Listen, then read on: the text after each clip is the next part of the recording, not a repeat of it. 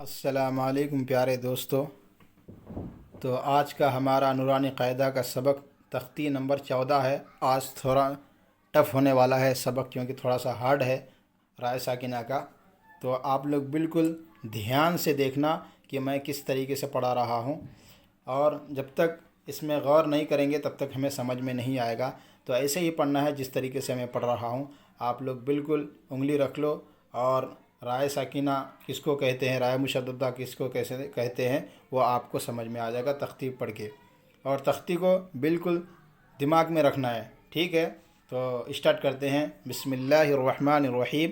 تختی نمبر 14، رائے ساکنہ و مشددہ، ٹھیک ہے؟ نمبر 1، جزم والی را کو، یہ جو جزم ہے نا را کے اوپر، اس کو کیا کہتے ہیں؟ جزم والی را کو رائے ساکنہ کہتے ہیں، اور تشدید والی را، ابھی اس کے اوپر تشدید ہے نا، اس کو تشدید والی را کو رائے مشددہ کہتے ہیں۔ سمجھ میں آئے گا؟ جزم والی را کو کیا کہتے ہیں؟ رائے ساکنہ، اور تشدید والی را کو رائے مشددہ کہتے ہیں۔ اس کو ذہن میں رکھنا۔ اب آگے کیا ہے؟ نمبر 2، را پر زبر یا پیش ہو تو را پور ہوگی، ٹھیک ہے؟ زبر یا پیش ہو تو را کیا کرنا؟ پور کرنا۔ مطلب کہ پور کا مطلب موٹا۔ زبر یا پیش ہو تو را پور ہوگی، زیر ہو تو باریک ہوگی۔ را کے نیچے زیر رہے تو باریک ہوگی۔ نمبر 3، رائے ساکنہ سے پہلے زبر یا پیش ہو تو را پور ہوگی، اور زیر ہو تو رائے ساکنہ باریک ہوگی۔ باقی قواعد طریقہ تعلیم میں ملاحظت ہوں۔ حروف مستعلیہ، اس کے ساتھ حروف مستعلیہ بھی ہے۔ اگر حروف مستعلیہ کے 7 حروف میں سے کوئی سا بھی حروف آیا، چاہے وہ رائے ساکنہ نہ ہو، تو اس کو پوری پڑھنا ہے، کیونکہ یہ حروف مستعلیہ اگر آ گیا تو حروف مستعلیہ کتنے ہیں؟ 7 ہے، اس کو یاد رکھنا۔ خا، صاد، ضاد، غین، طا، قاف، ظا، ان کا مجموعہ ہے خصہ زغتن قیز، ٹھیک ہے نا؟ تو یہ رائے ساکنہ کیا ہے؟ اس کو یہ پور پڑھنا ہے، کیونکہ رائے ساکنہ سے پہلے زبر ہے۔ پڑھ کے ہم لوگ سمجھتے ہیں۔ جیسے کیسا پڑھنا ہے؟ ایسا اس طریقے سے پڑھنا ہے، دیکھو۔ ارسلنا، را کو پور کرنا ہے۔ ارسلنا قرآن، رائے ساکنہ پور، کیونکہ رائے ساکنہ سے پہلے پیش ہے۔ قرآن یغررک، رائے ساکنہ سے پہلے پیش، تو اس کو بھی پور پڑھنا ہے۔ یغررک ربما، یہ تو ویسے ہی ہے۔ رؤوف، یہ بھی ویسے پور کرنا ہے۔ مستقر مرتن، رائے مشددہ، رائے کے اوپر تشدید ہے نا، تو اس کو کیا پڑھیں گے؟ رائے مشددہ۔ مرتن بر، یہ بھی پور۔ رب ارجعون، اس کو بھی پور کرنا ہے، کیونکہ آپ کو یہ قاعدہ اس میں سمجھ میں نہیں آئے گا، اس کے لیے تجوید کا پڑھنا ضروری ہے۔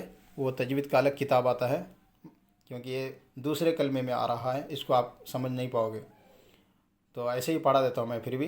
رب ارجعون، امرتا پڑھنا ہے، پھر دیکھو۔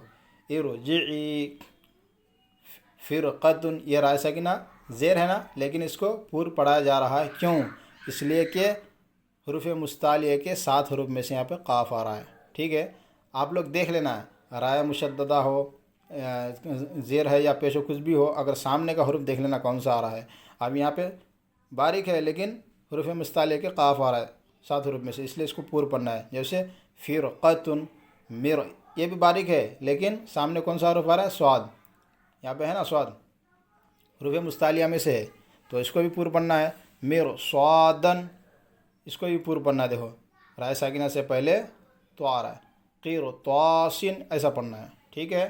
اب ہم اس کو سمجھتے ہیں۔ امیرتو، یہ رائے ساکنہ باریک، رائے ساکنہ سے پہلے زیر ہے نا۔ امیرتو منہمر، یہ بھی باریک ہے، دیکھو رائے ساکنہ سے پہلے زیر۔ وصبر، یہ بھی باریک۔ من شر، یہ بھی باریک ہے، رائے مشددہ زیر۔ بری، یہ بھی زیر باریک۔ بری باریک۔ درجن، اس کو بھی باریک پڑھنا ہے۔ مستمرن، یہ بھی باریک۔ ذریتن، ذریتن، یہ بھی باریک پڑھنا ہے۔ تحرمو، یہ بھی باریک ہے، رائے مشددہ۔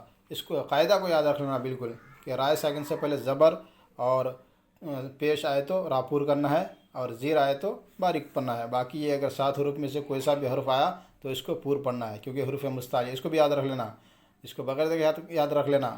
خصہ زغدن قز، پورا اس کا مجموعہ سمجھ لینا۔ خصہ زغدن قز، اگر یہ سمجھ میں آئے گا تو آگے چاہے باریک بھی رہا تو یہ پور پڑھا جائے گا، ٹھیک ہے پیارے بچوں؟ اچھی طریقے سے اس کو پڑھ لینا جس طریقے سے میں پڑھایا ہوں۔ رٹا مار مار کے. اگر سمجھ میں نہیں آیا تو ویڈیو کو پیچھے کر کے ریپیٹ کر کے دیکھ لینا اچھی طریقے سے. ٹھیک ہے. اب ہم پڑھیں گے اس کے ساتھ حدیث. اس کو آپ لوگ یہاں سے ٹک لگا لیں انشاءاللہ.